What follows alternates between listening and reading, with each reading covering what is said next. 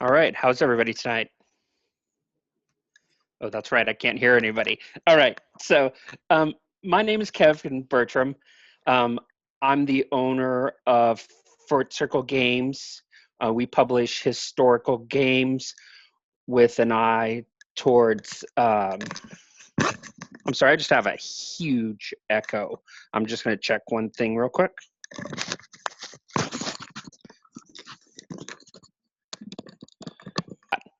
All right. So my name is Kevin Bertram. I'm the owner of Fort Circle Games, and we're a fairly new company, and we have a commitment to publishing historical games with definitely an eye towards educational games. Hence the title of my talk, Play to Learn Historical Board Games as Educational Tools. Um, and the framework I'm going to be approaching from is I'm actually not an educational professional. I've coached college debate for the past 25 years off and on, but I'm certainly not, as I say, an educational professional. I'm also not a professional historian, although my undergrad degree is in history. I certainly want to aspire to that. And I'm definitely, not involved in professional military education. My military experience was limited to being in the delayed entry program as an enlisted Marine, which then I got a full ride scholarship, and even my recruiter said, opt out. So that's the experience. I don't bring any of that experience.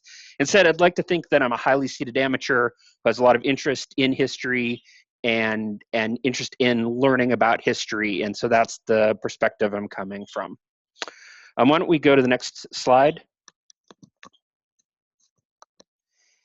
And these are the things I'm going to be looking at today.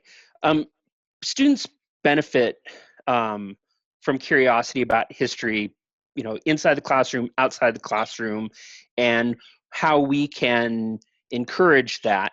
The problem, I think, is historically most war games and history games haven't really been designed to do that. The nice thing is that has been changing, I would say, in the last 20 years. Then there's been a real renaissance in game design, applying games, and I'm going to look at that and how I've used those kind of games for one game in particular, the shores of Tripoli around the First Barbary War.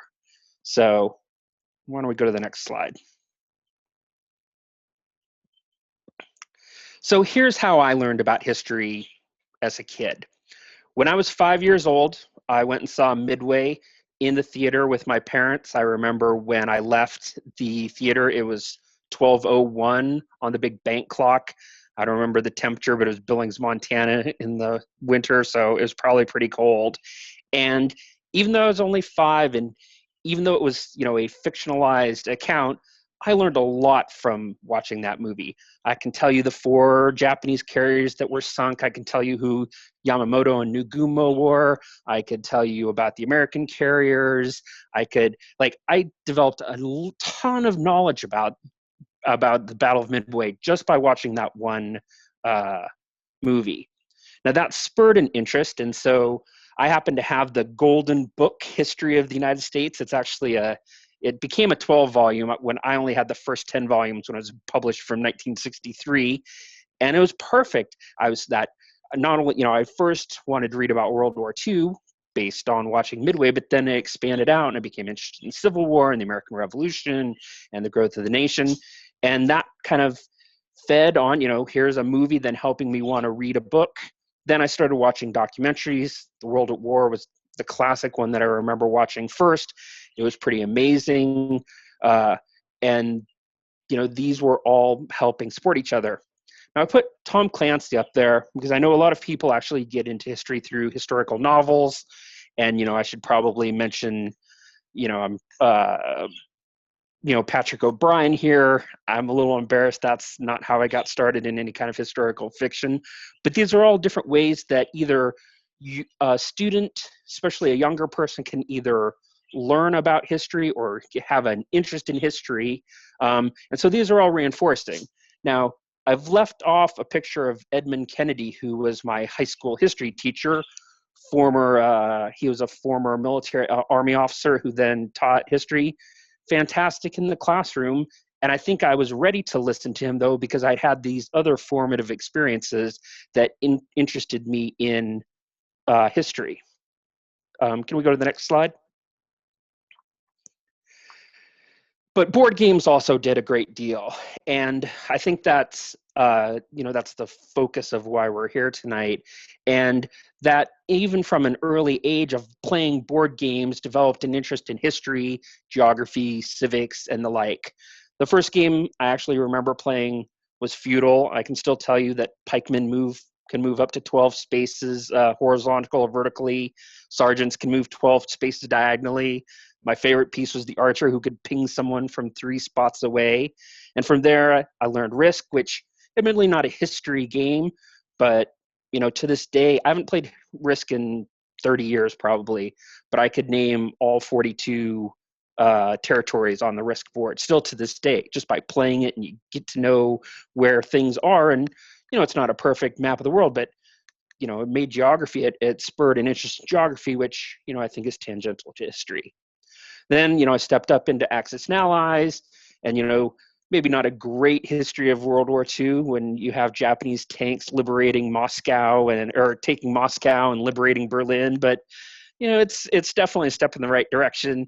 And then I moved on to Avalon Hill games, which, were fantastic, although obtuse, and certainly not the first thing you would want to come to if you're interested in history. And it was definitely hard to find opponents for a game like Rise and Decline of the Third Reich. I mean, there was maybe 5 or 6 people I played with that, in my life. Whereas Axis and Allies, you could play that with hundreds of people, and Risk, you could play with thousands of people. So, why don't we go to the next slide? So, the reason I decided to make a game on the First Barbary War is someone had gave me the Brian Kilmeade book that came out a few years back. And I was a little skeptical, but I was like, all right, I'll read it. I don't know very much about this period in history. And I was like, wow, this is a great story. I mean, this is foundationally important about, the history of the Navy, the history of the Marine Corps, to an extent, the history of our diplomatic corps. This is a fantastic story. And so I read, a little deeper, 6 Frigates by Ian Toll. I highly recommend, a fantastic book.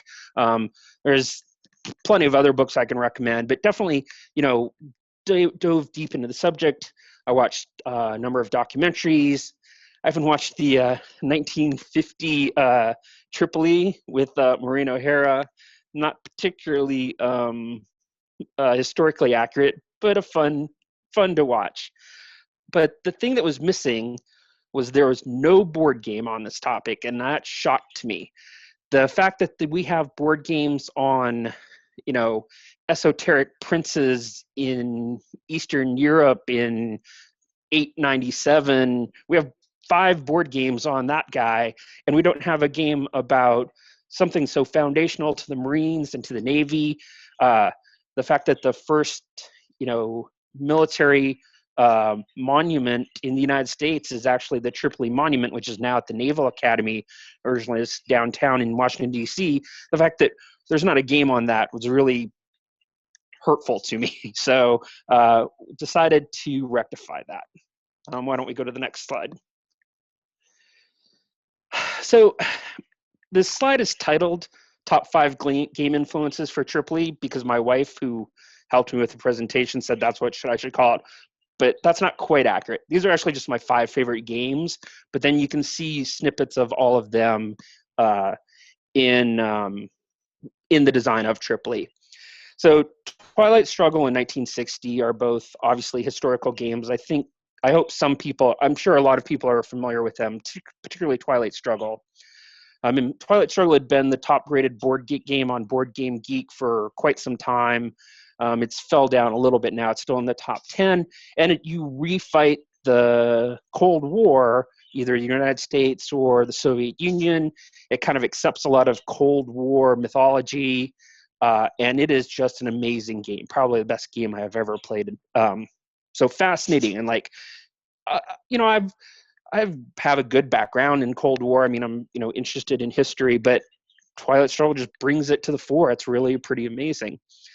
1960 is actually has shares one of the same designers, Jason Matthews, who's a good friend of mine, and that's actually a game that my 1960 my wife loves as well. The card play, she became fascinated about 1960. She would always make me play Nixon. She would get to be Kennedy, and we still even make jokes about some of the cards in the game. Kuimoi and Matsu, which was from an event that occurred during the election that became an election issue. Like it's also, but it's a little more introductory than Twilight Struggle, and it can teach you about one of the most important elections in history. Now, I've listed these other three on here. Obviously, Terraforming Mars is not a history game, but it's an interesting way to look at building out a colony. Now, obviously, colonization is a touchy topic these days, rightfully so. So the fact that it's in a space setting kind of absolves it from some of its political overtones, but it's a fascinating way about how you're building up a civilization or a setting. Star Wars Rebellion, some might say that's a history game. It just happened a long time ago. Others might disagree. But this game is also, I've never seen a game take intellectual property and translate it so well into the board game setting. And yes, it's not really history, but there's a canon there that is almost like a history. It's a fictional history, but a history nonetheless. And it's a fantastic way that it was brought over, and the characters, the historical personages, the events that occurred in the movies and in some of the books are brought into that. And it's just an amazing way to do that. Now, put Fortress America. Put Fortress America on here, and that's sort of my guilty pleasure game. I actually play it online from. I've been playing it online on this home-built server for the last 20 years. If anyone wants to play Fortress America with me, by all means, let me know. It was in the same series of Axis and Allies, but it postulates that the United States builds the Star Wars system and kind of demobilizes the Navy and most of the military, and then everybody decides to gang up on us. And it is just an amazing game. If anyone ever talks on it about it on Facebook, I immediately just always post Wolverines in all caps because it's just a fantastic game. So I don't know if me telling you my 5 favorite games has been particularly helpful talking about the influences on Tripoli, but I hope you just kind of see where I'm coming from. All right, let's go ahead and go to the next slide. So now these are a little more serious additional influences on Shores of Tripoli. So We the People is a game on the American Revolution. It was designed by Mark Kerman, who everybody in our industry in hobby gaming owes a huge debt of gratitude to. We the People is the first game that really used a card-driven system where there were events that were mixed in with cards that you could use for actions. And, it was the first, and the systems have developed significantly since then. But it really is just an amazing game. Sword of Rome took it to a kind of another level, and there's other games like Sword of Rome that people may be familiar with. Virgin Queen and Here I Stand, but where you're having these much larger conflicts played out over hundreds of years of time. That was interesting. Also, the coin system, I put a picture of Andean Abyss here, which was the first of the coin systems that Vocal Runkey designed.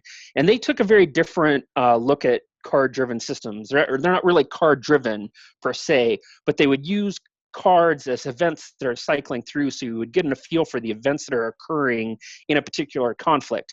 Andean Abyss looks at the drug war in Colombia. There are games on Afghanistan, on Vietnam, on the American Revolution, on the one I just received, the one on the Finnish Civil War, which is of great interest to me because I'm Finnish American. And so there's lots of influence coming from there. And then I put Watergate on here finally, and Watergate breaks from the rest of these games in that it's a shorter game. Watergate, I think it says 45 minutes on the box. My wife and I can play it in 20 minutes. It's a quick game, but yet it uses these gorgeous cards to tell the story of Watergate. One player is Nixon trying to just ride out the rest of his term. The other player is Washington Post. You're trying to, get Nixon to resign, and you do it through pinning evidence to him. And the fact that it took a historical topic but made it so play quickly and also with beautiful components. I have to be honest, this is a game I wish I had designed, and I'm very jealous of the designer who did it, I think Matthew Kramer. So this is sort of the influences that Tripoli had. So if we can go to the next slide. I probably should have put this on maybe a slide or two before. Some of the problems with board games, and this is more historically, and this is changing, as I mentioned, is that, boy, they're not for everybody. The rules can be particularly complex. I have a Campaign for North Africa, which is, maybe the most ridiculous game ever made. But even with games that just have, a dense counters and kind of ugly maps and kind of dense rules, like they're kind of problematic to teach people to play. I mean, there's some hardcore people who play. I love playing these games, although it's harder to find the time to play them. Especially as I get older, and you have children and demands of work, and so I don't think they're excellent for teaching, and definitely not as an introductory level. I mean, and also sometimes the history is unreliable. Now that's the problem with all games, because you want it to be playable, you don't want it to be just a walkthrough of the history. But some of these games go way off the rails. I think Axis and Allies being the best example of that. But traditional commercial board war games have not always been great for teaching history for, as I say, a number of reasons. Why don't we go to the next slide? So when I decided to design the Shores of Tripoli, there were a couple things that I thought about what I wanted. And, making it beautiful was by far the most important thing. I can't tell you that I buy a lot of board games. My wife will tell you I buy too many board games. And there are games that I just don't play because they're kind of ugly. And it's kind of, so I think of a game, Puerto Rico is actually an excellent game, but I owned it and did not play it for 8 or 10 years because I'm like, this is an ugly game, and I'm just not going to play it. Now, I'm a little bit of a dilettante about these things, but when you're trying to get new people, and especially younger people, interested in history, you want to make it appealing, and looking beautiful is a huge advantage in so many things in life, and it's definitely true with a board game. Well, I decided that I wanted to use a lot of educational materials. Now, a lot of board games are using, they'll have a playbook, and there will be some historical information in there, and I think that's an excellent. Well, I'll go into that a little bit detail, but we definitely wanted to have more educational materials than just like, here's a quick, 2-paragraph summary of what happened in the war. We definitely wanted to streamline the play, make a good balance between the realism and have a simple rule book people could play. Our Tripoli says it's 14 and up, but that's only because it helps us getting through customs. Frankly, I taught the game to a 10-year-old this summer, and he loved it. And so that's sort of where we want to get, is like get kids who are young, who want to play it and enjoy it, but yet also older people can play it as well. The way I looked at it when I designed it is I wanted a game that I could play with my daughter, who's 11, play with my wife, who's a good experienced gamer, play with my father-in-law, and then play with, my board game, Jason Matthews, who's, a pretty respected game designer. And I thought if I could make a game that I could play with all 4 of those people, that would be a success. So that was sort of the perspective I was coming with Tripoli. Why don't we go to the next slide? So briefly want to just say how the Shores of Tripoli is played. It is a card-driven game. Each player has their own deck of 27 cards. You draw 6 cards a turn. You have a couple cards that start in front of you, and you can play these cards as an event, which are described on the card, or you can discard them to take an action, and those actions depend on if you're the United States or if you're Tripoli. It was it wasn't really an educational decision, it was a business decision to make it also have solitaire rules. Now I recognize there's some educational value to that. You know, someone buys it, they want to play it. Definitely in pandemic times, it's easier, you know, you're not as likely to be playing with someone. But also, there's just a huge market for solitaire games. So I definitely wanted to make sure that it was soloable.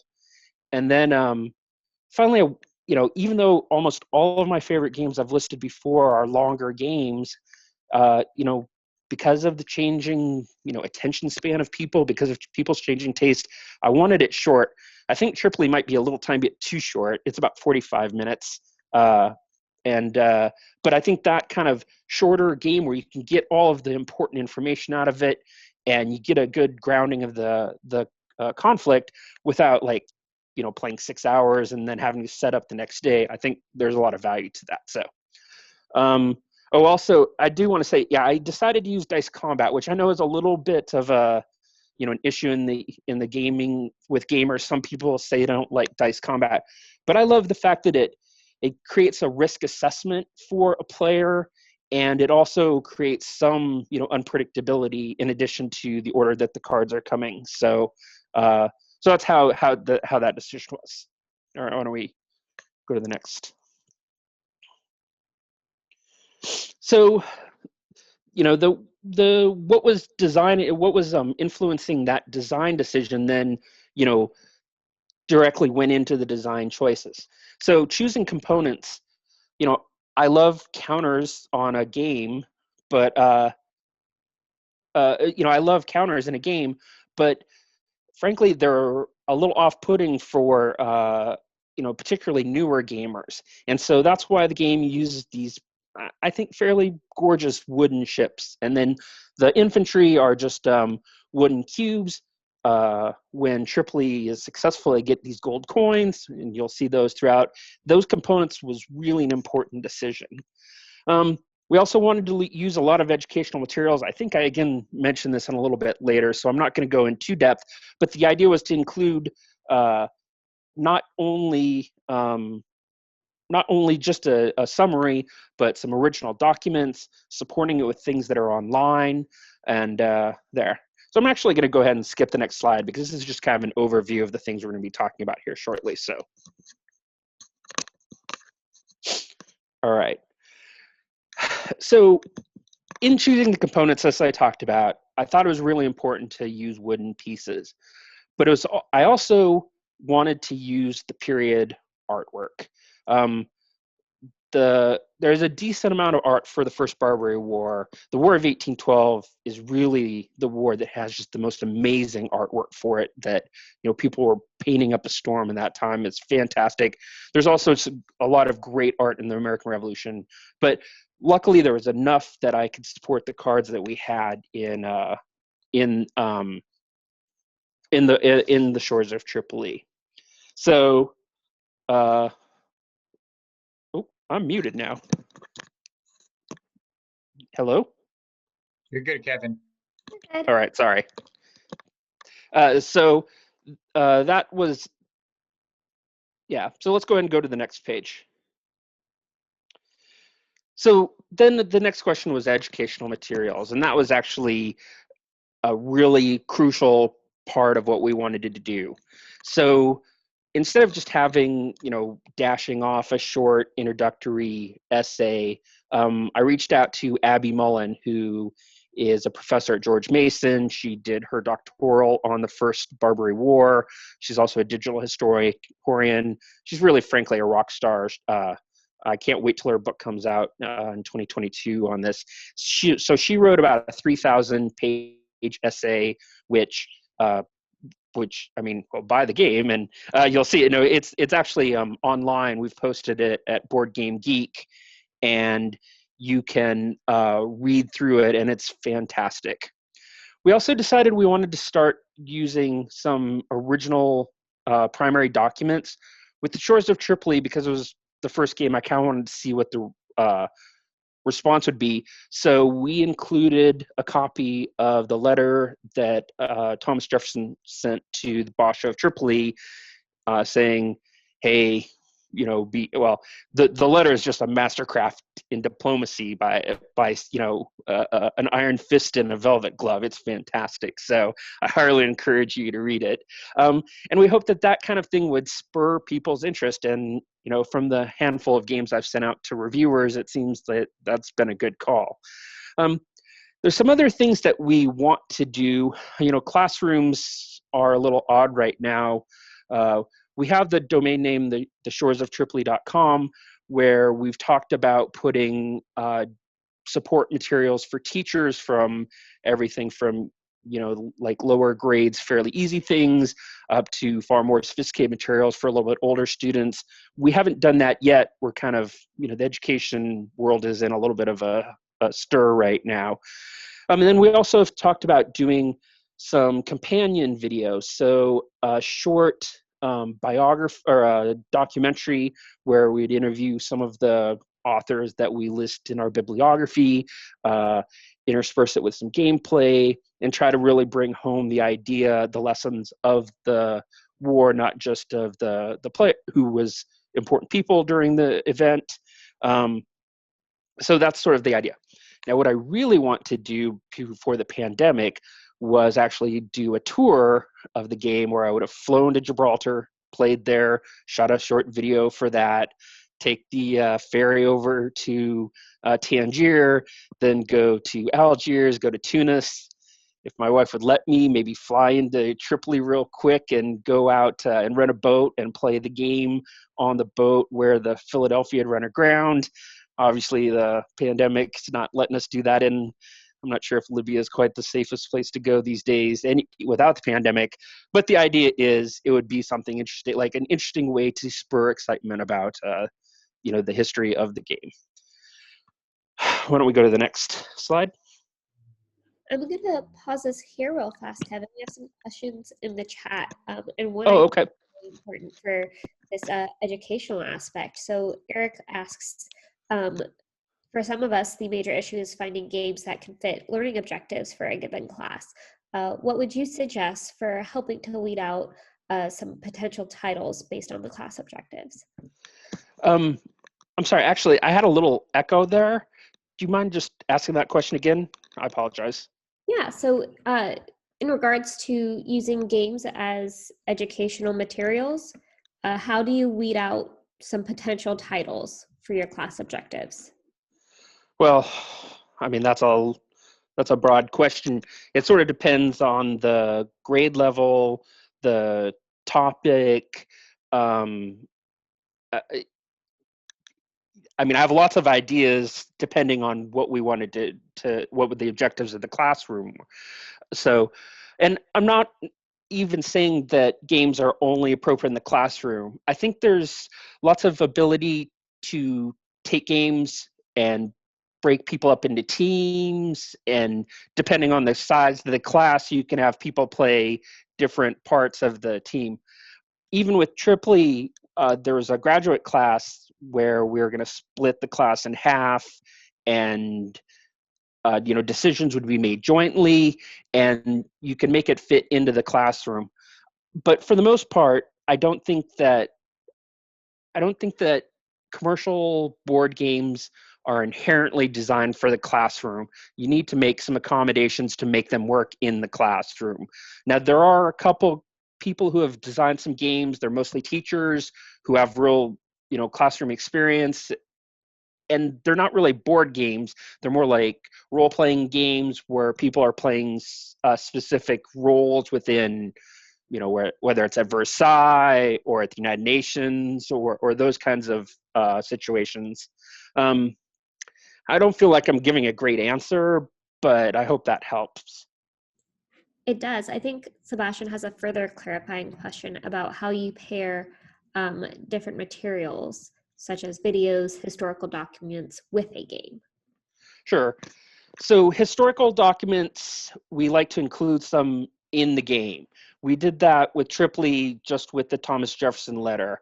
Our next game is called Votes for Women. It's on the women's suffrage movement and the ratification of the 19th Amendment. And we use posters, we use postcards, we might include some historical buttons. we try to find different things that make sense for that.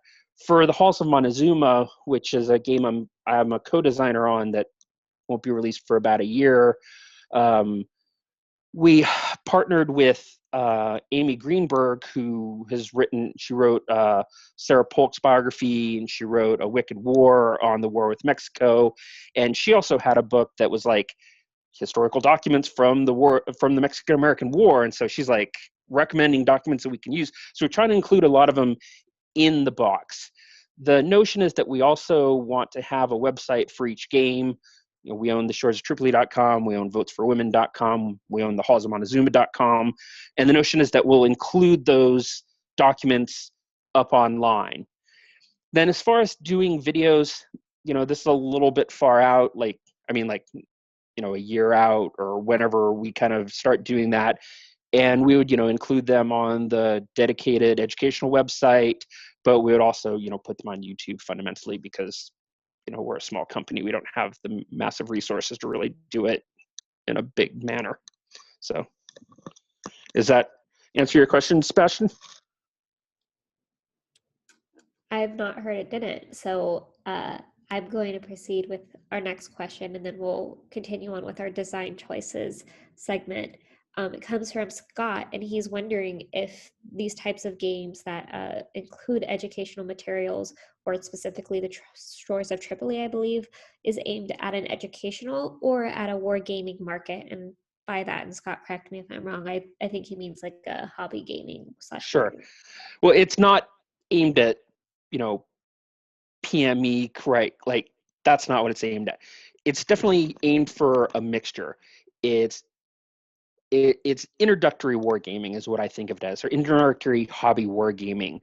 It's a game that, like, I like to play it. Maybe I'm biased, but I'd like to think that other, I've seen, send it out for reviews, and other, serious game players are like, this is a good game. There's a lot of strategic depth to it. And so that's valuable. So it's designed for wargamers to be able to play, but it's also designed to be accessible enough, right? The rules are pretty straightforward. There's only 8 pages of rules and big font. The choices that you make are like the actions you take. You either play a card for an event or you discard it to do 1 or 2 actions, depending if you're the United States or Tripoli.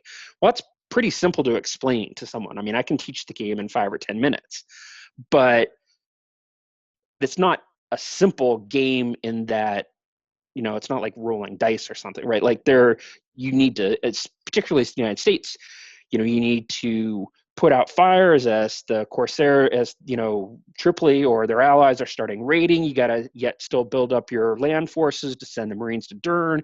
You got to determine if you're pursuing, the historical result, which is a peace treaty, or if you want to send troops into Tripoli to capture it. Like there's lots of choices, larger choices, but it's structured in a framework that is pretty easy to understand. And so I'm trying to make it, like I said, I want to be able to play with my wargame buddy, but I want to be able to play with a kid. So trying to have the best of both worlds. Awesome. I'm going to advance to your next slide. Okay. So design choices. So I'm a huge fan of Twilight Struggle. So I'm now going to criticize it very minorly here. And it's just, it's a conflict that occurs in game design. And this is the question of whether to use a single deck of cards or separate decks of cards for the 2 players. So Twilight Struggle, amazing game, but even Jason Matthews, one of the designers, says that no matter what they did, NATO isn't a fairly unimportant card in the game. And historically, in the Cold War, NATO is a vitally important organization. And I think that comes from when you're having a single deck that both players are playing, to make a card useful for both players kind of complicates the issues. Now, I mean, it's a great design. I want to make sure my criticism is understood as being the mildest possible. But it creates some oddities. So the 5-year plan is a card that is an American card. As you can see it's white star cards are for America, red star cards are for the Soviets. Although you draw it, and if you play it. So that's a card that you would think would be bad for the Soviet Union. right? 5-year plans decimated their economy. Centralized planning is a mess regardless. And yet in the game, it's actually a great card to help the Soviets because they can play it to get rid of scoring cards. I don't want to go too far in depth into the gameplay, but here's a card that should be good for the United States and actually is helpful for the Soviet Union.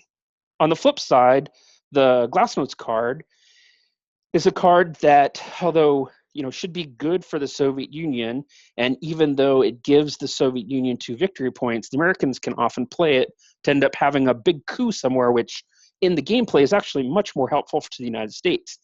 And that kind of, it feels like you're trying to shoehorn events into the history, and when you're using a single deck, that sometimes doesn't work out perfectly.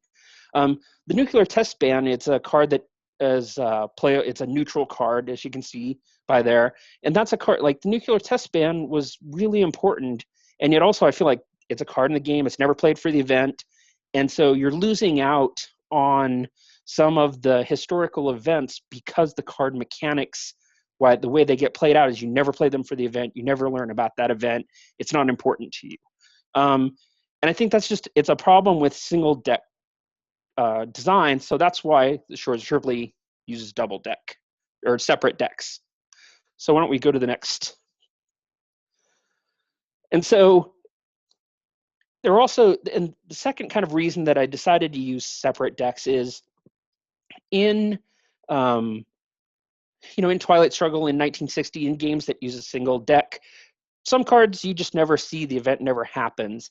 And in Tripoli, I wanted to make sure some core things always happen, and so people always see that card or have the opportunity to play that card. Now, there's a cost to that in replayability of a game, and that means that you're going to see certain cards over and over again. Now, you need to balance that out by finding a way to, hopefully the scope of the game and the direction of the game goes differently.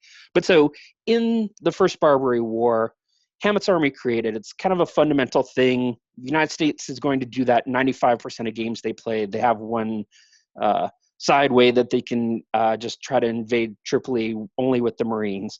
But that card needs to be played all the time. And in a single deck, if they don't get it, or if it'll be missing. Similarly, the United States attacking Dern, that's a crucial part of the game. We see Decatur there. Sweden, our allies left. And so these are the cards that I think are important, because I want people to take away, like, who are the key actors, what were the key events, and those cards are missing. If you don't see them, then you're losing some of the historical value. All right, let's go to next. And I also wanted to do a smaller deck. So each side in Tripoli has only 27 cards. And, that's a pretty small deck. Now, Watergate, which I mentioned earlier, each side only has 20 cards, which is even smaller, which I like, although then that gets to be a little, the less cards you have, the less leeway you have to change history or change the event, change winning and losing.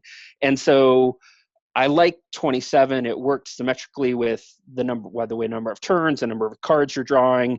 But I don't know that it's perfect, but it's just what we decided on in Tripoli. Why don't we go? Yeah.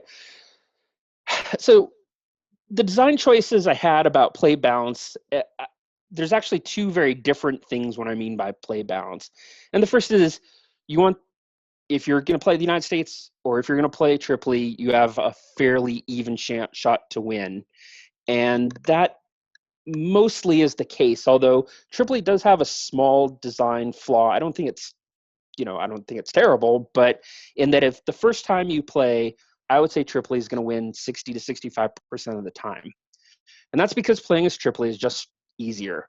You go on pirate raids, you at some point decide to go on the defensive, and your play is a little strategically easier. Whereas the United States, you have the cards to do it, but if it's the first time you're playing, you don't know your cards particularly well. You gotta, play this defensive game early on, build up your fleet, build up and then land forces. You need to know to save a couple cards for a certain period of time. And I think that early top plays make it a little harder to play as the United States.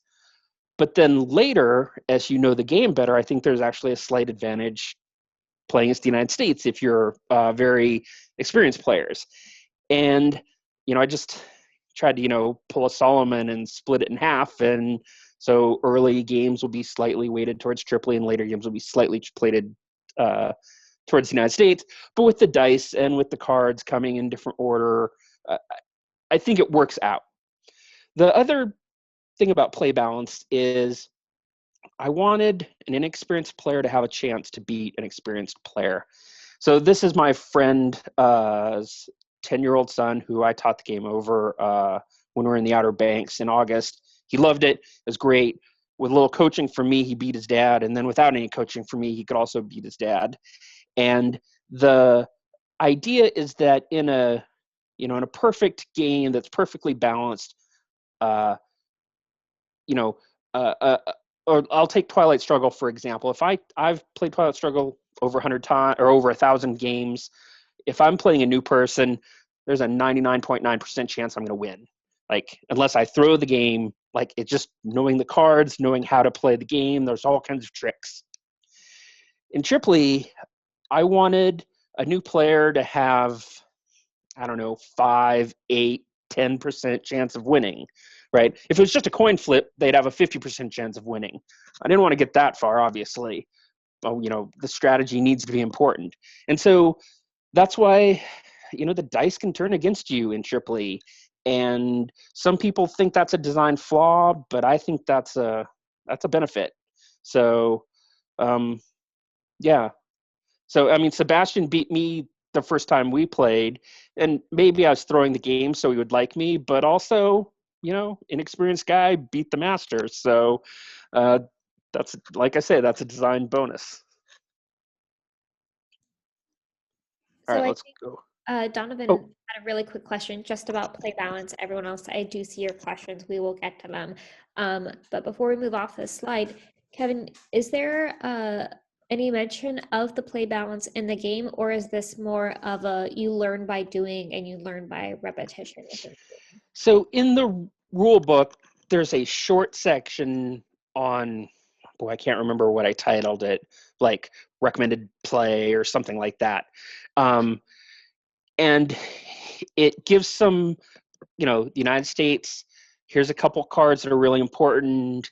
Here's a card, even though it's a land work card, if you draw it in the first turn, you might want to keep it because you don't want to risk discarding it and not seeing it till late. But for the most part, you got to figure it out on your own. But there's a little bit of salting so the players know what they're getting into. Because my fear is like 2 12-year-olds open up the game and the American player is totally lost and they're like, this game sucks. And that's what I want to avoid. And I don't think that, it's not a huge risk, but, I'm aware of that, like I say, that design issue. So I hope that answered the question. Oh, and I saw something just popped up. Yeah, I always give the less experienced player Tripoli when I'm either, if I'm playing or if I'm teaching 2 people, or if there's one person who's just more knowledgeable about playing war games, particularly card-driven games. And I still give a brief overview, but yeah, definitely let when little John here beat his dad, he was Tripoli in the first game because it's easier. Like, hey, I'm going to go pirate raid. I'm going to go pirate raid. Oh, hey, now Tunis is going to join the war, and then we're going to go pirate raid again. So. Awesome. All right, I am going to move along. I do appreciate when people give me the benefit of the doubt on a new game. So with that, here's your next slide. Now, another big question designing any game, and it obviously affected the Shores of Tripoli, was playability versus realism. And there's a million examples I can talk about. What I'm going to choose, though, is like the size of the U.S. fleet and then makeup of the U.S. fleet. So in the game, the United States starts with 3 American frigates. 3 more come through reinforcements, 1 each turn, and then there's a card where Congress will give you 2 more. So at the end of the game, if you haven't lost any frigates, you will have 8 frigates on the board. Of course, the way it really worked was a little more different. There were also schooners and sloops involved. Not every ship was a frigate. Some frigates carried 44 guns, some carried 36 guns, and I decided that was something that, you know, I could get in the weeds about that. And I thought about making like a mid-sized ship in between the gunboats, which I'll talk about in a second. But I'm like, it's actually it's not important for the narrative, and it's not important for the lessons to get in that deep in the woods. Now, there are people who will be that interested, but then those people, after playing this, go play Wooden Ships and Iron Men, which is great because I'd like people to, you know, learn this game, get an idea of wars games, and then move on and playing even more, you know, difficult games. So, and then there's also a question about how much I wanted to control the game. So you're seeing 3 naval movement cards here. The first one was from the very earliest playtests, just internal. Then the middle one is the deck that I sent out to everybody, and then the last one is the final naval movement. So in the first game, or in the first card, naval movement couldn't be played in 1802, and that's because the Commodore who came over, who was in command, Richard Morris, he was more interested in checking out the cuisine of Southern Europe than he was in prosecuting the war. And almost nothing got done. And so I put on this artificial constraint is you can't use this card in 1802. That's kind of a weird little artificial constraint. So I decided to eliminate that. But then, so in the naval movement card, I was still worried that the United States would just keep throwing all their ships into Tripoli, shooting up Tripoli. Eventually, Tripoli would run out of Corsairs because the American frigates shoot more shots. They take more shots to hit. And so I said, you can't use naval movement to move in to attack Tripoli. You can go on patrol. You can attack the other ports. You can go bombard. And then I'm like, that's another restraint that I wanted to eliminate. I want players to feel a little more freedom. So in the final card, it was like, move 4 frigates. Do whatever you want. And I don't know if it's playability versus realism. It's more of what is the narrative, what were the real constraints historically, and then how to put enough of those on, but not make it overbearing. And so I pruned lots of rules, and you know, there's gun rules in every port, and combat was much more complicated. And I'm like, that doesn't advance the educational narrative, and it just bogs the game down. So let's pare that down. I understand that might not be the perfect game for everyone, but I think it's the perfect game for perfect way to do an internet game. So I think that's all on that. Oh, so I also wanted to have an alternate history. So when the United States sails into Gibraltar in 1801, we don't even know we're at war. The United States is carrying that letter, which was a pretty threatening letter, but we're still at peace as far as the United States knows. We sail into the harbor. There's 2 Tripolitan ships there, and they know they're at war because communications line a little closer. And the United States actually is like asking around, hey, are we at war or are we not at war? And so what happened is that the ships got left and the British confiscated them, and the crews kind of snuck back in little ships and eventually made their way to Tripoli, or they made their way to Morocco and then to Tripoli. Well, but the United States was concerned about that, and the United States set up patrol outside of Gibraltar because they couldn't shoot in the harbor of Gibraltar. The British wouldn't allow that, but we wanted to have that ability. So we wanted to present to the United States that you need to be worried about stopping those ships from getting to Tripoli, right? And so here was a card, there's an alternative history card that didn't end up happening, but very reasonably could have happened. Similarly, while Morocco did not declare war because we paid them off, we paid tribute, which is also a card in the game for the Americans. Morocco only briefly declared war, and then, it was a misunderstanding. Everything got cleared up there. But Tunis never declared war. And in the game, I think we did a pretty good job of that. Tripoli's allies are pesky and a potential nuisance, but not that damaging. With the caveat, if you just let them run wild, then you're going to lose the game. And so Tunis never declared war, but we want to give that option. And then the United States can win in one of two ways, and I should have probably discussed it a little more detail further up. But the United States can win by forcing Tripoli to sign the historical peace treaty. And that was, they captured Dern, none of the allies are active, there's no Tripolitan frigates, basically boxing Karamanli in a corner, and he's like, fine. But I wanted the option for the United States to go and capture Tripoli, put Yusuf Karamanli's brother Hamid on the throne. He'd be our puppet. I know how those things end up going, but the plan sounded really great. So that was Eaton's plan, and it seemed reasonable that should be an option. So assault on Tripoli is an option, and if we don't want to bring along our allies and just go straight in, you can just send in the Marines. And that there's some fans of that card, so I definitely had to have it in the game. And so, but the design issue is you want to make sure players have some autonomy, they have agency to try different things, but yet they need to be rooted in things that were historically possible. And so that's where these alternate history cards come into play. Now, in the designer notes, I call these out because I don't want people to say, oh yeah, Tunis did declare war, or we sent in, 500 Marines into Tripoli. It's not what happened, and we need to be really clear about that. So, but anyways, so that's why we included some alternate history cards.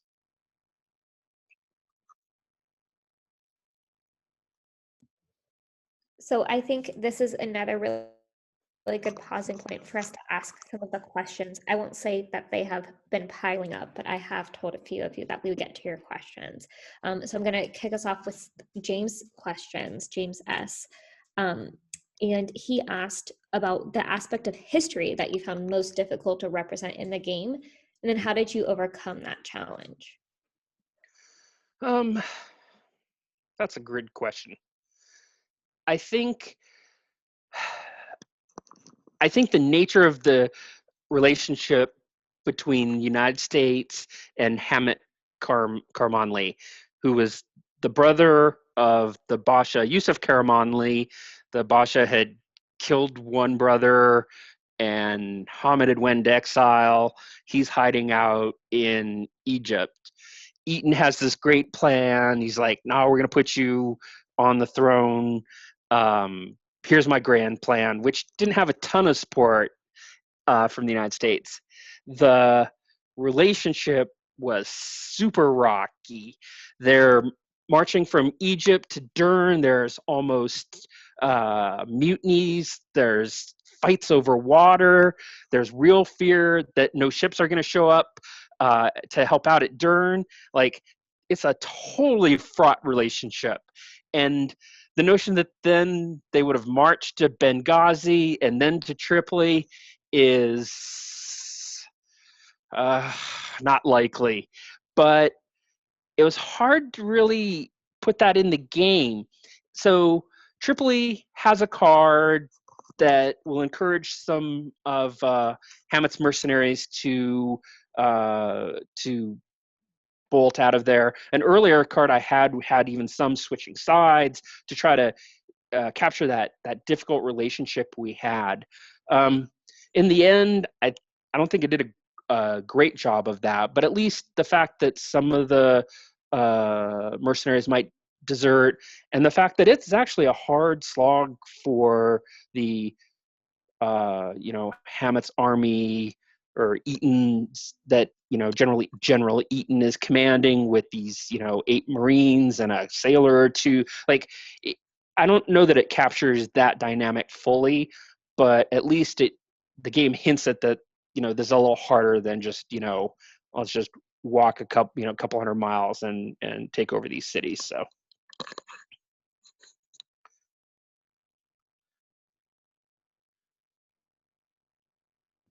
Awesome. I think that lends itself really nicely to our next question, which is how much history and context would students need to absorb before entering this game situation? And Robert, if it's okay with you, I'm going to expand your question, not just students, but inexperienced gamers or non-historians.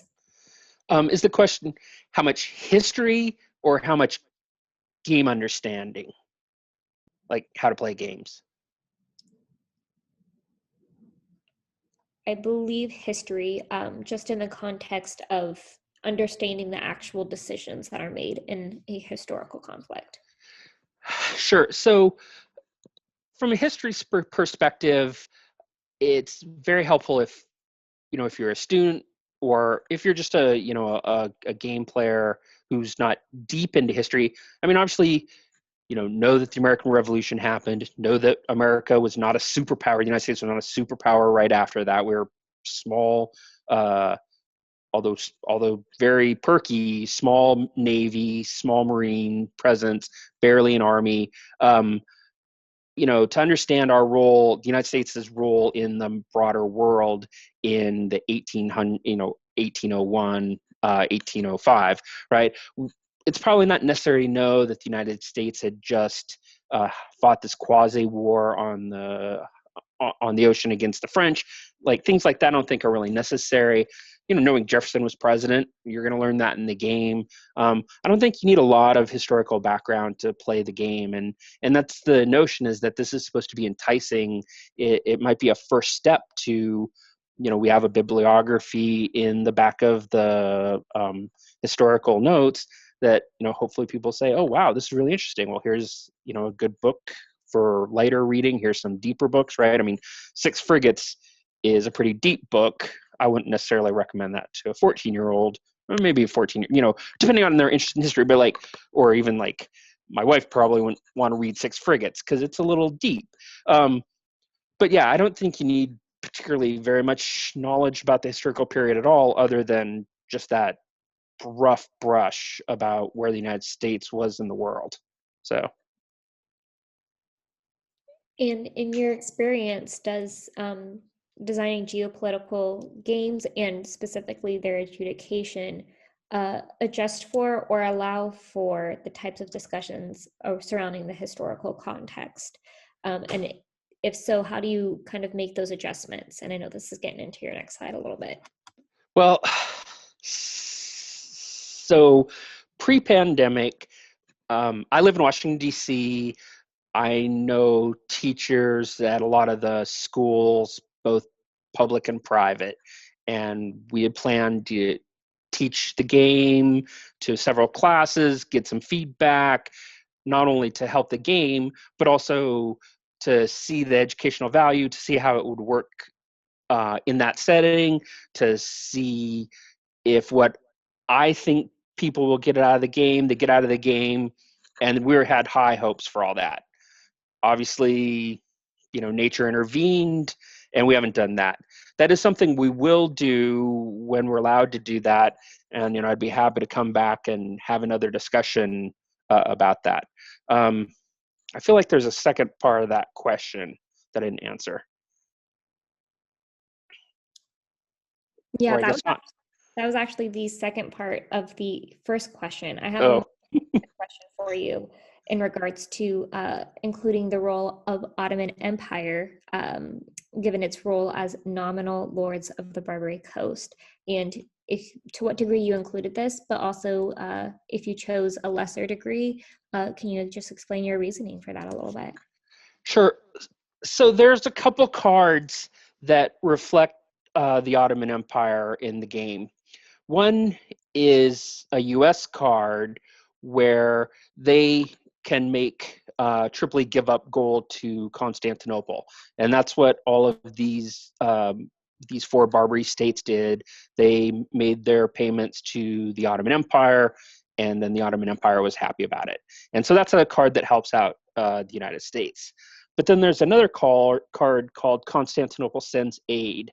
And it's also one of these alternate history cards that's not, that I feel is, it obviously did not happen, but, the United States captures Dern, and Yusuf Karamanli's like, all right, fine, I'll sign the peace treaty. Ottoman Empire says, okay, that's fine. They don't really pay attention.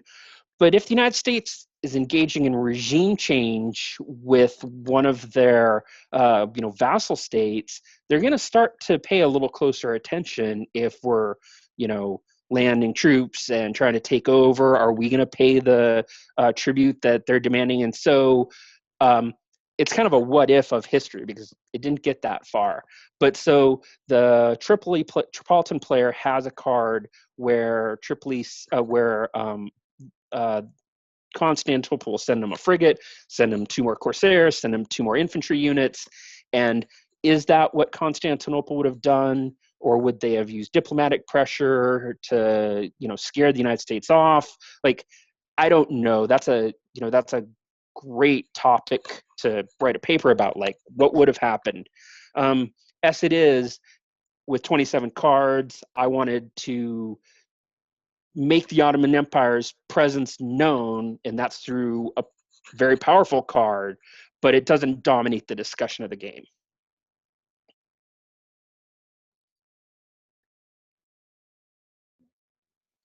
Awesome. And our next question is, how do other non-document examples of historical variables get integrated in gameplay?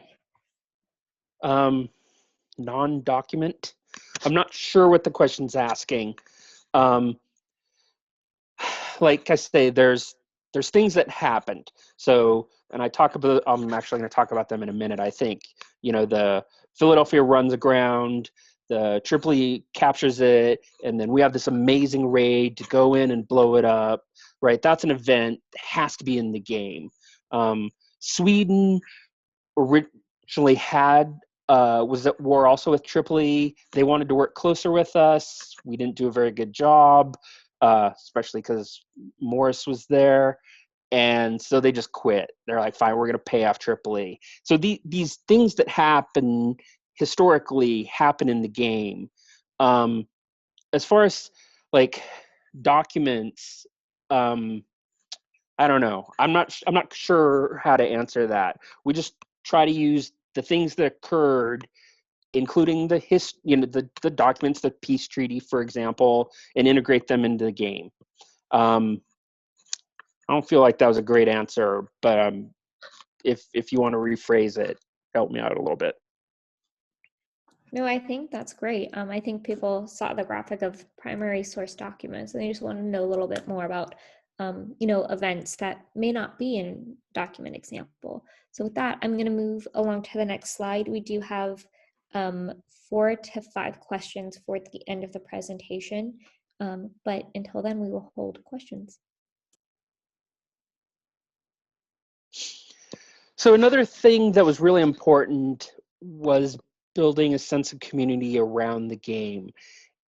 And I don't want to be cynical, but a little bit of it is commercial, right? Like I want people to be excited about this game. I want them to realize the potential that games can have for introductory, either to younger players or people who are Euro gamers.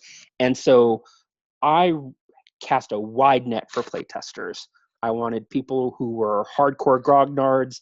I wanted people who were, like me, played Axis and Ally, or played light game, but then they fell away from it. People who play, Catan, people who don't play a lot of games. And so I wanted to use a really broad example of playtesters and filter that feedback. I'm not going to take every recommendation. Some recommendations were terrible, but also some were really good. And if I'd hear the same thing again, like this one rule is clunky, and I'm thinking of one in particular that I junked because I was like, oh, this is clunky, let's get rid of this. At the very end of testing, when I had to make the production choices, integrating solo I needed to add one more card, and I was like, do I get rid of this card or get rid of this card? And there was actually a robust discussion about what to do, and I ended up keeping both cards. This is actually really in the weeds, so maybe I'm not doing a great job explaining it, but there was a community of people who had played this game, they knew a lot about it, they knew what its goals were, and they gave really valuable feedback that actually made a decision even late at the game about which cards to include in the game. And so that kind of play testing was extremely valuable. And then I'll be honest, it's nice. With the pandemic, there had been delays in production, delays in shipping, and people are fans. They're like, it's okay. And that's been really gratifying to me personally, because starting a game company during a pandemic, not the wisest thing I've ever done in my life.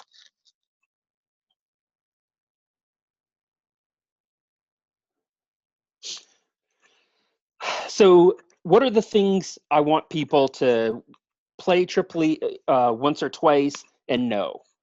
Well, I want them to know who the key actors are. Preble and Eaton and Decatur and O'Bannon, Caramonley, Murad Reese, Reyes, I think.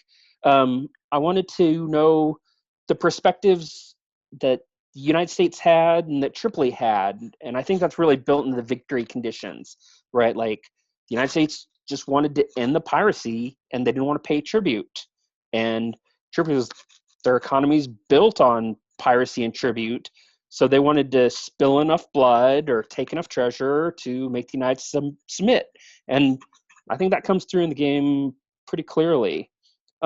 There's obviously key events. The first engagement when the Enterprise captures a ship called the Tripoli, the capture and the burning of the Philadelphia, the loss of the Intrepid, the capture of Dern, the treaty, which is a possible.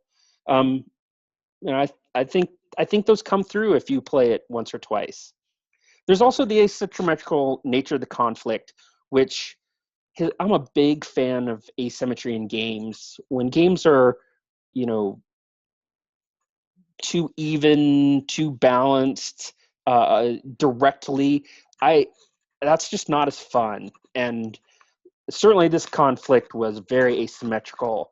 We had the better fleet, we had the better troops, but we were far from home. We didn't have ports. We had to rely on the good graces of the British. And on the flip side, the Corsairs were excellent pirates, and they knew what they were doing. They've been, the scourge of the Mediterranean for 400 years by that time. So, really 2,000 years if you want to think about it. So, I think that comes through, and you kind of understand the perspectives of both countries. And I wanted to make sure it wasn't like the U.S. war on terror started in 1801, because that's not what this conflict was about. This conflict was about a country, an Islamic country, who had very clear goals, and they were facing off against a young republic that had its own goals. And those goals came into conflict, and one was going to win and one was going to lose. And so that's really important.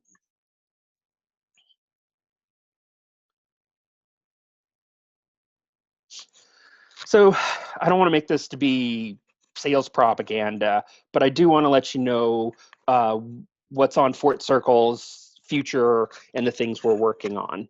So Votes for Women, we finished the Kickstarter.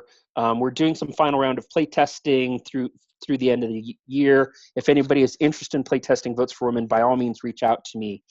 It's a game set starts in 1848 and goes to 1920. It's about the women's suffrage movement in the United States, and ultimately ends in either the ratification or rejection of the 19th Amendment. It's not a war game, obviously, but it's a historical game. It uses cards. It's definitely asymmetric in that the movement player, the suffrage player, needs to win 36 states. So whereas the opposition only needs to win 13, because for an amendment to be agreed to by the states, it takes 3/4 of the states. Alaska and Hawaii weren't states yet. And so it's asymmetric in a different way. You have the same kind of base abilities, but the suffrage player has cards that get increasingly stronger, but at the same time, they have to do more. And I think it's a pretty interesting topic. It was designed by Toria Brown, who was my debate partner 20-some years ago, who is an absolute rock star and works in women's politics here in D.C. The next 3 games we have, United States versus Aaron Burr. It's designed by Jason Matthews. It's the treason trial of Aaron Burr. It's not for the shooting of Hamilton, to be very clear. After Hamilton had been Jefferson's vice president in Jefferson's first term, Jefferson kicked him to the curb, probably rightfully so because of the history. And so Burr launches this conspiracy, maybe to become king of Mexico or to dominate the Louisiana Purchase. There's a lot of haziness about what exactly happened. And Thomas Jefferson says, I'm putting him on trial for treason. And it's just a fantastic period of time. It occurs in 1807. The Chief Justice is riding circuit, so he's the judge for the trial. The foreperson of the jury, I think, was a former governor. Henry Clay is an early lawyer for Burr. It's just a fantastic story. And so that plays out in a courtroom drama. Highly recommend it. Well, I mean, it hasn't been made yet, but I'm so excited about this game. First Monday in October, it's probably the most Euro-ish game that we're developing, but it's on the history of the Supreme Court, kind of the evolution of its philosophy. It tracks the movement on 4 different issues, either kind of a more federalist or anti-federalist sides, and you're trying to get your judges on the court, and it's pretty interesting. I think it's going to work pretty good. And then the Halls of Montezuma, similarly, it's in play testing. I'm the co-designer with that with my friend Gilberto Lopez. It's obviously the Mexican-American War. It's the sister game to the Shores of Tripoli. I'm really excited about one thing we did in that game. I do want to talk about just for a minute, is that there's also a political component to it, where the way the United States wins is they need the Treaty of Guadalupe Hidalgo to be passed. But to do that, they need to capture territory, pass other laws, and have this blockade. They have a laundry list of things they have to do before they can even try and pass it. But then to pass it, which and it narrowly only passed historically, they need to have enough support. And the way they get support is by being successful in military and battles, not losing battles, by finding support among different groups. The American player isn't really the American player, is really more the Polk administration.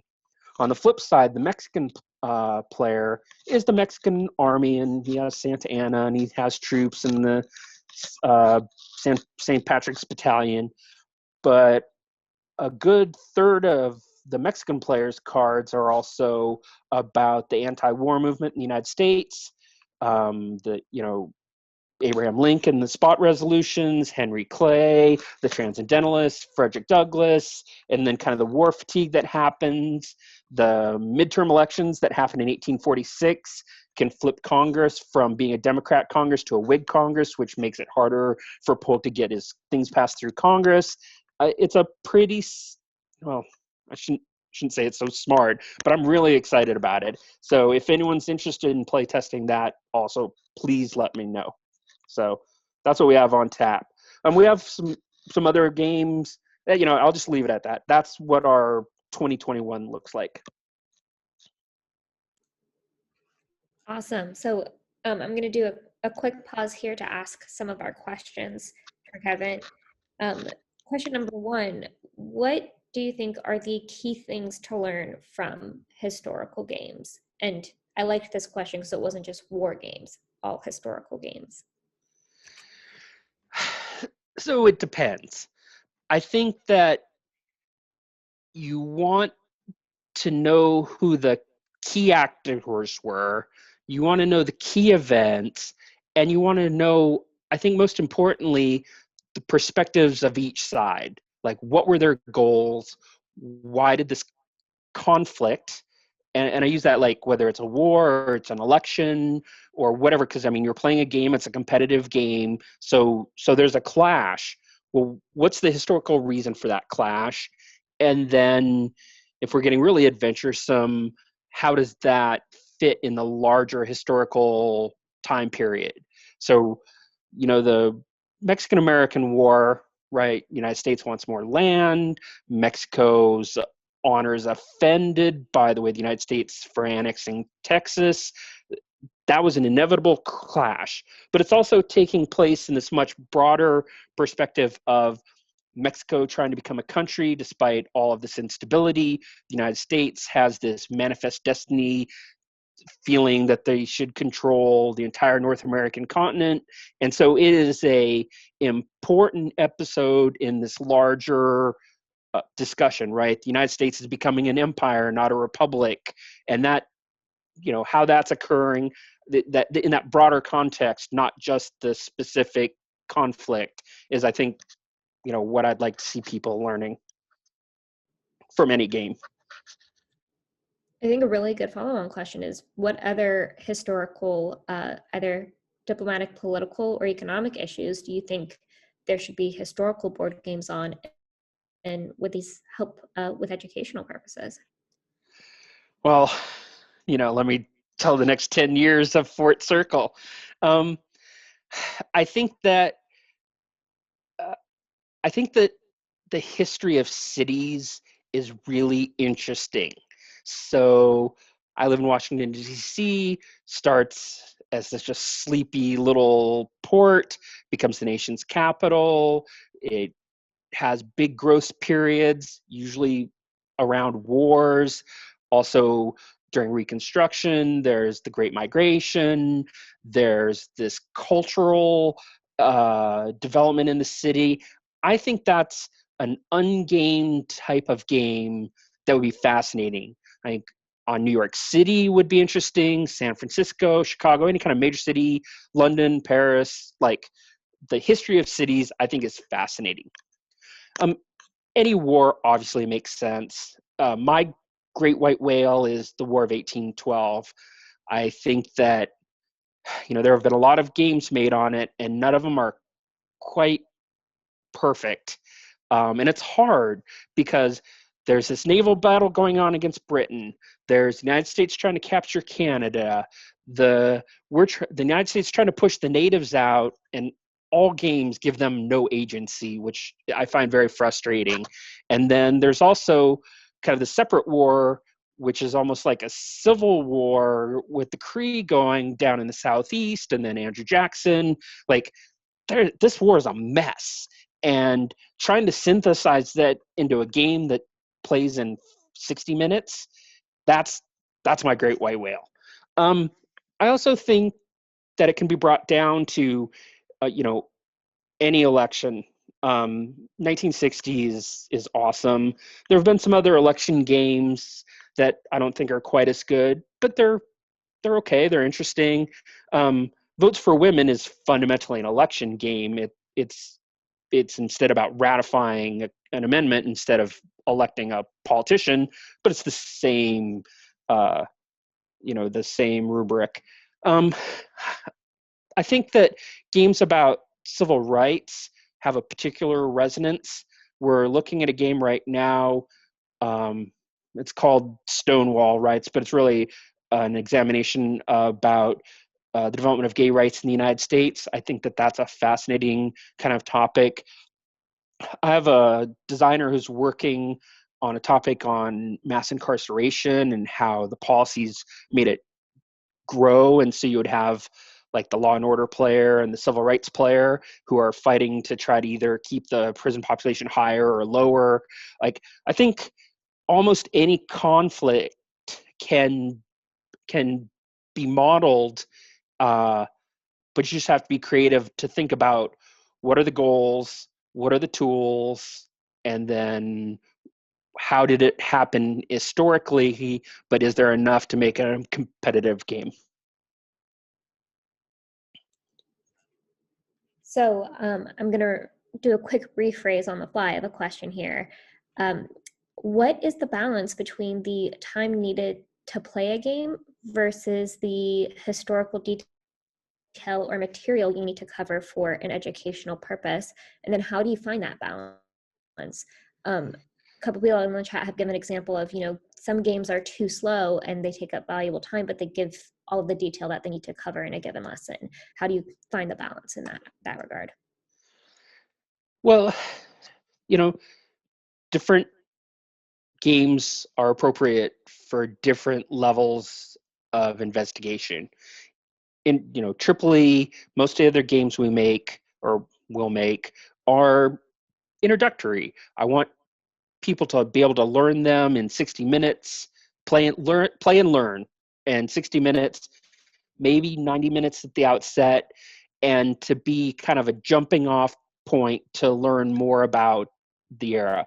Because if you play Tripoli, I think you're going to have a nice overview that probably exceeds anything you'll get in a high school classroom. It's not the same thing as having a master's degree in history and studying in depth. And there are games, not on the First Barbary War, but there are games that are super complex. I think Here I Stand is a great example of this. So it's the Reformation. I think the players you can be the Catholic or you can be the Pope and the Protestants, England, France, the Austrian-Hungary Empire, and then I always place the Ottomans because, I'm tight with the Ottomans. And it's an in-depth, amazing game. Everyone has their own, there's this big deck of cards, but everyone has a couple cards that are unique to them. And it's super in-depth. Last time I played it, we played for 6 hours one day, put the game up, and then 3 weeks later we played again, so it was a 12-hour game. That's really great if you have a lot of interest, you have a lot of time, you'll have a lot of patience. A lot of people don't have that, and so that's why I think we need games at every level. And I think that because the wargaming hobby in particular has grayed, at 49, I'm a youngin', we've kind of got set into what we want to do. Hex Encounter, games that take forever, and we've lost all these new people who've come in and they're playing Catan and Ticket to Ride, and then maybe jumping up to Terraforming Mars, which is a little more complicated. But we've kind of missed out on those folks by having historical games not be accessible. And that's why I love Watergate. I mean, it won several awards in 2019. It covers the Watergate scandal super quickly, maybe a little too quickly for me, but it's still it's really good introductory kind of game. And I just think we need more games like that. But that's not to say that we also don't need more sophisticated games or deeper games. And just some people read shorter books, some people read longer books. Same with games. Awesome. So a good follow-on question. This came up a little bit ago, but do educational games require wargamer teachers or wargamer educators in order for them to be properly implemented in a classroom setting? I don't think so. And so I'm a member of the National, I don't know what it is, Association to Teach Social Studies something. And obviously a response to votes for women was far stronger than a war game. I mean, teachers tend to be a bit left of center. I don't want to say anti-military, but there's a perspective that most high school teachers have. Now, that's not obviously all of them. There's a broad range. And so the goal is to make it palatable to everyone along that spectrum. And that's why in Halls of Montezuma, there are women cards that have women. Sarah Polk is in the game. The heroine of Fort Brown is in the game. There's a Mexican nurse woman, I can't remember her name, I apologize. Frederick Douglass is in the game. There's a broader, not just only white male history, which makes it more palatable to the most history teachers. And then the other thing is to make it, place the war in the context of what's going on. If it's a hex encounter game with no context to the broader, why is the conflict being fought, the educational value to a high school teacher is pretty low, and I understand that.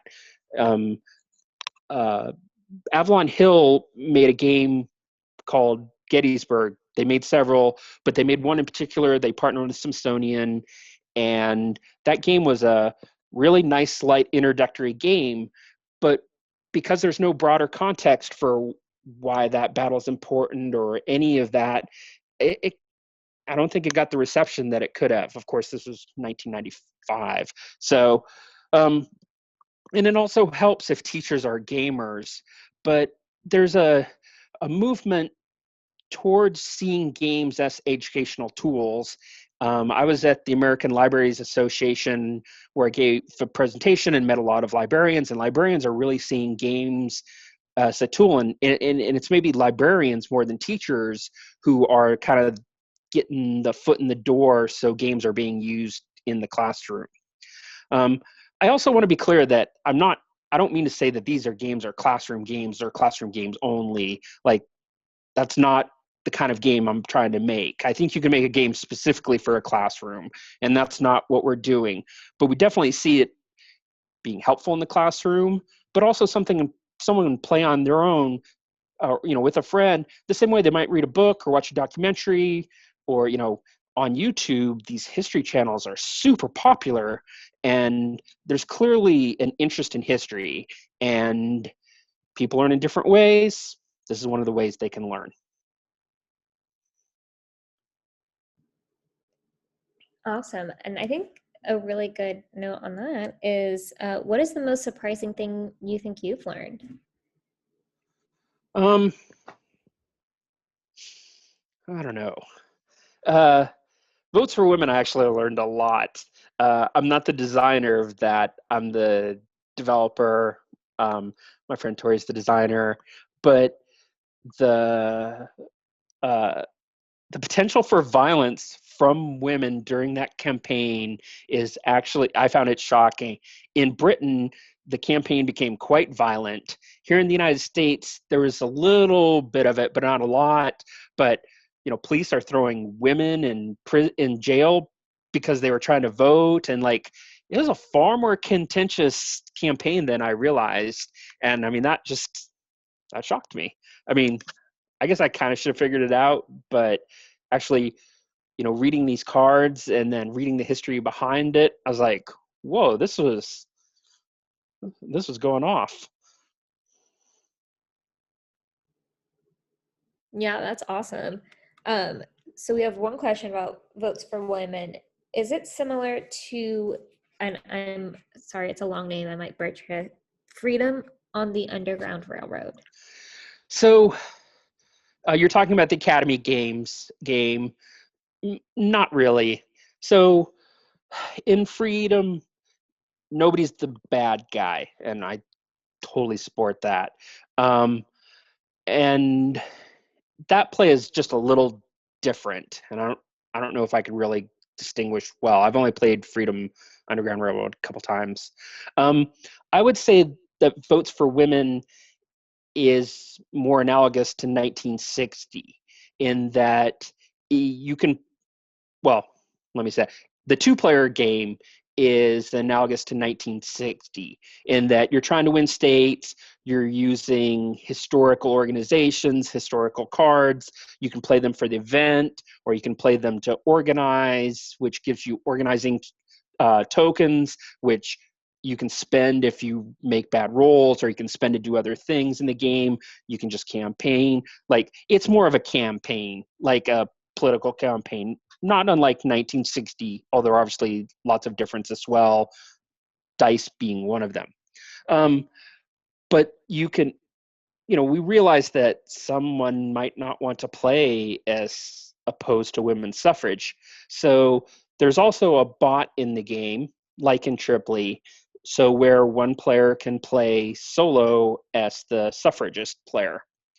You can also play cooperative, where there are two suffragist players, and they just get half the number of cards, and they have half the number of turns, and they work together against the bot.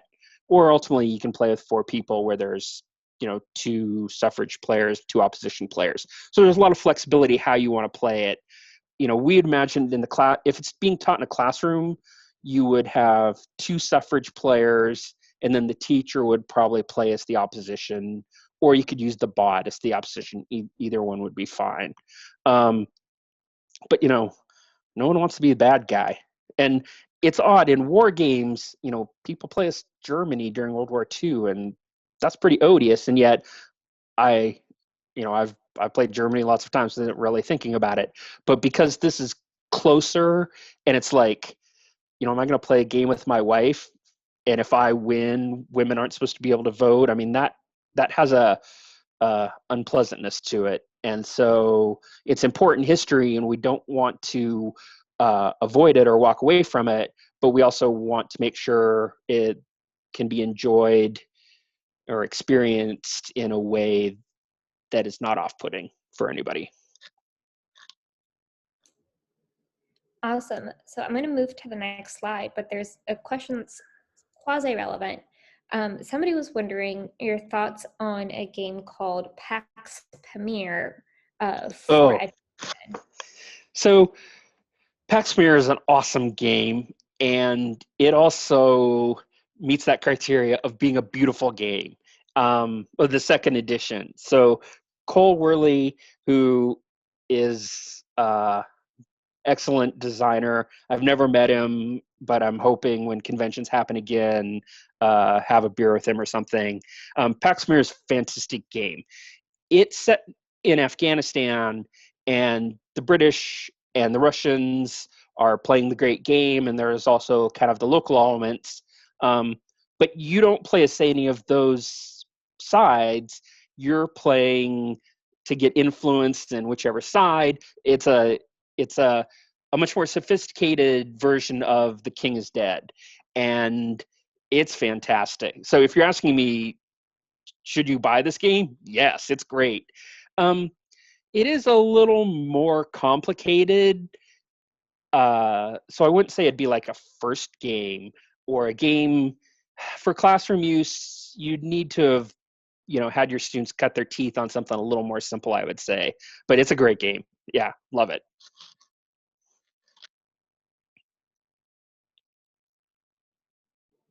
Awesome. Can you tell us about a little bit more of your recommendations here? Sure. This is going to be a little repetitive, but I thought I would list it here. So Academy Games has made their Birth of a Continent, I think. Birth of a Nation might be a little more problematic. 1775 on the American Revolution. 1812 is the War of 1812. 1754 is the French and Indian Wars.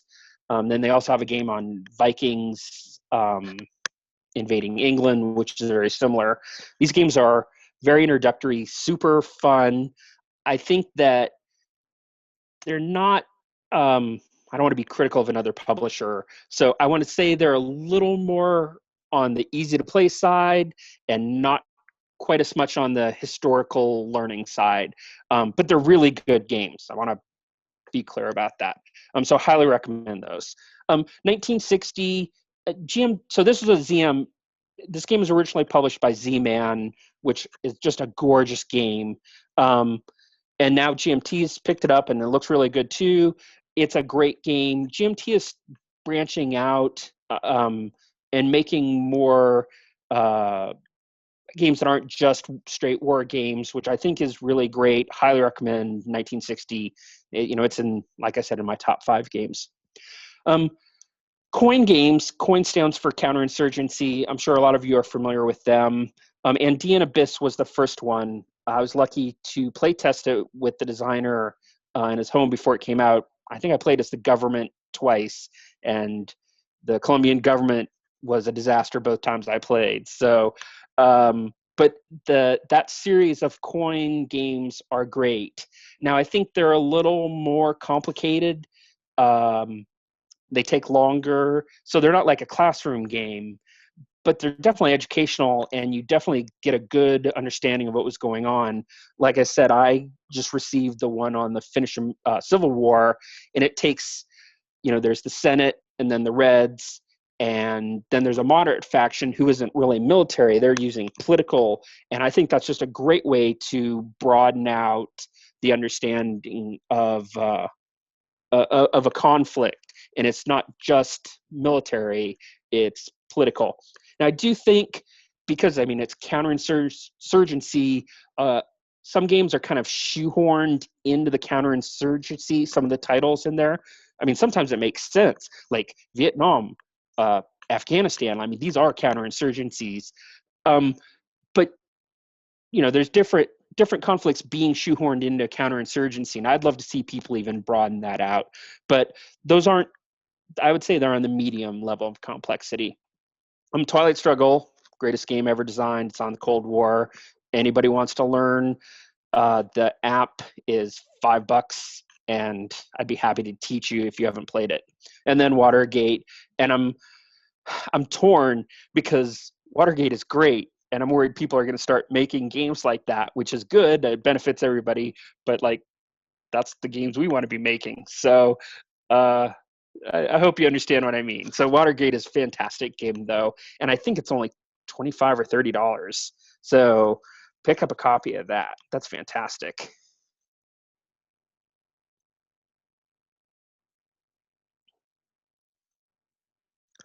So I did want to say a couple things. If you are a game designer, you probably have a feel for where we are at difficulty level, the quality of art that we like. If you're interested in having someone take taking a look at your design, please reach out to me. And then if anybody is interested in playtesting any of our games, I'm always looking for playtesters. I think the more, the better.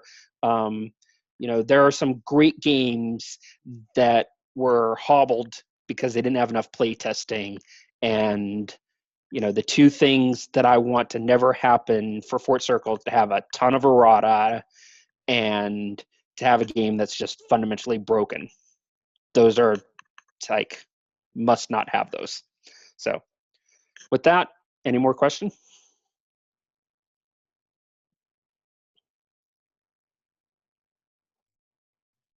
Hey, Kevin, I think that's the end of the questions. And I wanted to thank you personally for volunteering your time to speak with us. And you have definitely inspired some robust discussion in our chat.